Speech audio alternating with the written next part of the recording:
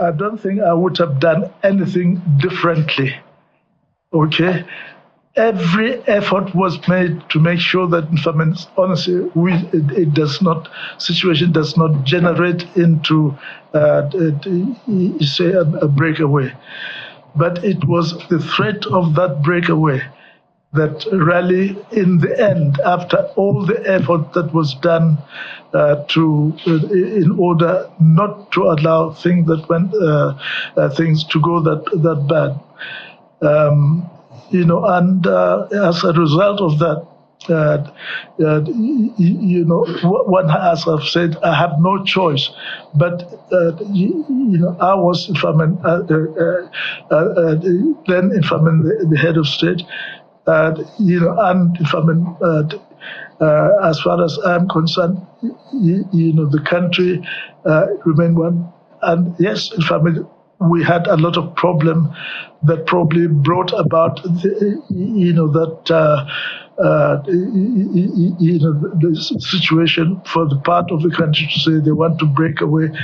But remember all the problems that happened from January 15, 1966, and then the intervening period, all the commotion that we had, and then come after the first coup, then the second coup, which I think the press called revenge, coup, etc., and then all the unfortunate crisis that happened in Nigeria in May, June, July, then later on October, and the killings, and certainly things that the sort of thing that we saw in the Congo, and the things that I've said, I pray to God should never happen in Nigeria. Well, there you have it, General Gowon, on the occasion of his it's actually commemorating his 90th. Wow. So it's going to be a week-long event, and we'll bring you more on that one. But when we caught up with him, he also did speak. Remember that narrative about whether or not money was a problem, which has been attributed to him for a long time. Here's what he had to say about it. We had a lot of money. At least during the Civil War, we made sure that we do not destroy any of the infrastructure or facilities. Anything that was done, you can rest assured, not by the military, because I told them that we will need most of this infrastructure, so we must not touch or destroy them. So the oil infrastructure, certainly we did whatever we can to move any control or damage to in those areas. So he basically eventually told us, look, I didn't say that. So people just quote him out of context, and so he tried to explain what he was trying to achieve at that time. But there are several other issues which he spoke about: democracy, how certain things going on in the country appear to be more crazy, and he just thought something needs to change. But he said he didn't say that. He said he didn't say that. He said, look, it's one of those statements that will be people. It has taken on a life of its own, and he can say he didn't sooner. Exactly, because it's one of those ones that when you say, they say something about when you say something often enough, if you repeat a lie often enough, it becomes the truth. I think that's what that statement has become. He can say it. He didn't say that. As far as people are concerned, he said it. Well, there you go. And he also did say about the Civil War, look, he might not have done he wouldn't have done anything differently. So a lot of narrative there, but we'll look out and bring you a lot more on that particular one. But speaking about the economy, we do have Prince David Iweta joining us now virtually. He's the Vice President of NACCIMA. Good morning, and thank you for joining us on the program today. Well, I did highlight some part of the World Bank rep's perspective on some of the policies that the government are implementing. Particularly, he spoke about the petrol subsidy and floating of the currency.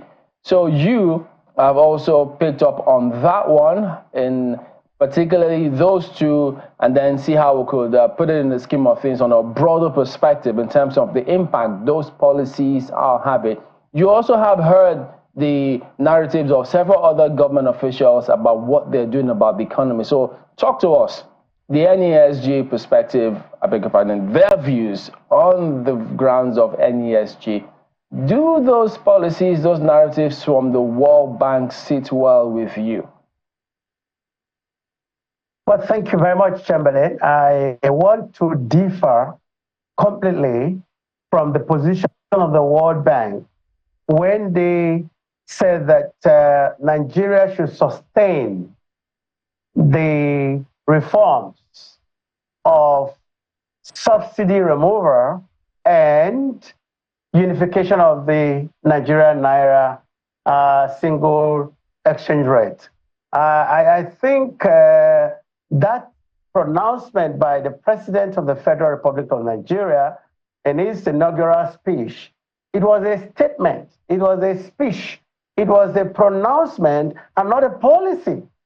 And so for the World Bank to be holding on that is a policy that should be sustained as a reform for a period of 10, 15 years that would make Nigeria to become a driver in the sub-Saharan Africa is a thing I think was not properly posited. I would rather consider the World Bank coming with a more concrete suggestion or solution to, as a recommendation to the government of Nigeria, such that the economy will have a focus as to what the effect of the pronouncement or the removal of subsidy from petrol, which is a common factor which everyone in this economy rely upon for their day-to-day movement, for their source of power, and other microeconomic activities.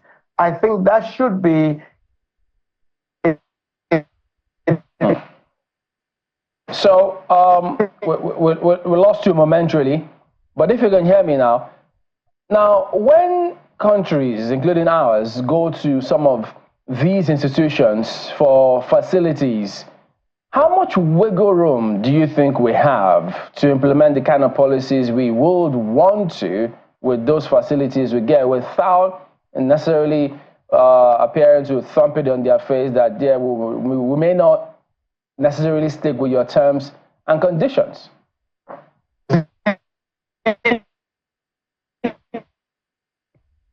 Okay, we can't hear you at the moment, so we'll see if we can get that connection back, because these were some of the issues we tried to raise with a previous guest here earlier in the early sequence, where he used those words, copy and paste of some of those policies. He thought that we were being dictated to, again, his own direct words. And so that's the way it comes across to them. So he haven't been in those positions. So if he's of that perspective, then you might think that they might not be too far off from perhaps, who knows, if that's what happens really. But again, I guess we'll get to hear him speak about some of these things in terms of those terms and conditions. You know, Chamberlain, for a number of people, when you think, I think he's back now, but when you think about, you know, what it is that we've implemented in the country, the subsidy regime that we have implemented in the country, they have not been bad in themselves. I think a challenge for us has been trying to implement these subsidy regimes without the corruption, which a lot of people have taken advantage of, and which has done us in. Because when you look at how much we're spending, for instance, the fact that we're not able to tell how much petrol is consumed in this country, the fact that Nigeria has been acting as big brother to not just itself, but other neighboring African countries, the fact that some people have been profiteering from something that should be exclusively the preserve of Nigerians, but because of the agreed, maybe the temptation is really great indeed. Those things are finding their way out of the country, putting all of us in dire straits. There'll be big questions as to whether it was something that was sustainable on the long run. Because if you're subsidizing, say, 200 million people, it's certainly different from subsidizing, say, 500 million people. And the fact that we're unable to do that, you know, to be able to put a figure to it, has been what has caused big problems for us. I don't know if it's something that Mr. Wita will agree with. Yes, I will agree with you to a large extent. Nigeria is the big brother to neighboring African countries. And if we are talking about the World Bank, which is a member of the United Nations, these are institutions that have policies that covers countries within neighboring corridors. So I would think that if we deliberately make countries like Cameroon, Gabon, Republic of Benin, Ghana, that are in boundaries with us, poor, there is going to be the situation or the policy of osmosis, where people in the poor area will move to the area of wealth. And the goods that you consume in the area where there is abundance will go to where there is lack. So there should be a kind of broad policy by the World Bank, who is suggesting that Nigeria alone should create a policy that would, over 15 years, if sustained, will make them to be the driving force in the sub-Saharan Africa. And I think we need to create a deliberate policy that the World Bank, IMF, and its associates should propound, that will have a long-term investment program that would be put even behind the private sector that have the capacity to drive projects profitably. If they want to do the one that has social connotation, yes. Let me just ask you this, because could it be that, because I mean, we'll have people who have thought implementing those policies the way we did was a challenge. Now, the policies ordinarily may not be that bad, but how we went about it appears to be where there's a challenge. So could it also be then that perhaps the World Bank thinks maybe haven't crossed the Rubicon, haven't implemented those policies? Number, are we supposed to backtrack on the subsidy or the flotation of the Naira, for instance? So could it be that they mean, well, since you've done this, sustain it for a while, so that if there's consistency, persons who may be looking into your economy to invest and take certain or several other economic decisions may see that consistency and find it a reason to invest. What about that perspective? Could that be another narrative that we should consider? I want to disagree on that angle. You cannot sustain poverty. You cannot sustain suffering. And if you want to introduce suffering and you put a strategic exit plan that when you introduce this program that will affect the immediate transformation from comfort to a discomfort zone, you would put in a plan that because you are suffering this in the interim, there's going to be a gradual improvement from worse to better. And in this level, there isn't any recommendation, and the subsidy remover it's not a policy. Okay, so with respect to those two, subsidy removal and floating the Naira, what would you recommend we do? Do we rescind those decisions? Good. Fine. Now, if the government, by the World Bank in their recommendation for 10 to 15 years, inject sufficient capital, for example, for you to get Nigeria to be in a point of getting subsidy removed, you must invest adequately in production of refined petroleum products locally. And with a new trend, the natural gas is a raw material, it's a feedstock to producing refined petroleum products as PMS, diesel, aviation fuel. And the same gas this day would produce electricity alongside with refined petroleum products. So if they would say, for example, we want to create power and produce that's a refined product, they should look at an area, for example, with $2 billion US, you can produce 60,000 barrels of refined petroleum products. A long time, generate 500 megawatts of electricity. And if you put that in 6 locations, in 6 regions of our geopolitical zones, that will give you about $12 billion. And that will give you about 3,000 megawatts. And that will give you about 60,000 barrels of refined petroleum product. That gives you a total $12 billion. If they come and say, this is what we have that could be developed and used to sustain and reduce or migrate from the effect of subsidy removal, and also provide electricity as little as 3,000 megawatts, there is a positive approach. Then, on the aspect of flotation of the Naira, which is plummeting every day in terms of its value, is what is giving the song of subsidy removal. Because if the Naira exchange rate to the dollar today come to say 100 Naira to the dollar, the effect of what government will claim as subsidy will be almost infinitesimal. Therefore, effort should create, there is agriculture value chain process, solid mineral value chain to the fullest, oil and gas value chain to the fullest.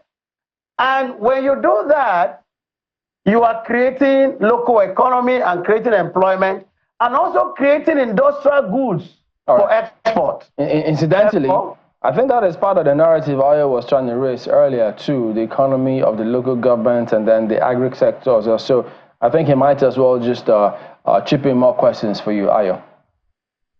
Chamberlain. So, Mr. Iweta, what then would you say is the major inhibition to catalyzing agriculture in our country?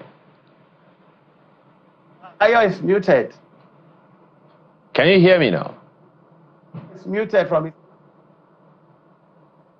Can you hear me, Mr. Iweta? Yeah, I can hear you now, Ayo. Good. What then would you say is the major issue against catalyzing agricultural production in our country? Excellent. Now, today, sustenance agriculture, that's peasant farming agriculture, is no longer capable of solving our food crisis challenge. Therefore, there is a need for a deliberate commercial agriculture which require enough patient capital injection. The question, Mr. Iweta, the question is what is the major inhibition? The reason I'm asking that question, if you can hear me, Mr. Iweta, the reason I'm asking is we've made that effort over the years to go into industrialized farming, mechanized farming, and the rest of it, from the Operation Feed the Nation program of the Obasanjo government in 1979, before 1979, until the Babangida days with DFRI and the Green Revolution of the Shagari government, and even the second coming of Obasanjo's effort to bring back agriculture. We were big on agriculture. We lost it at some point, and we've been struggling to bring it back. So what is the problem?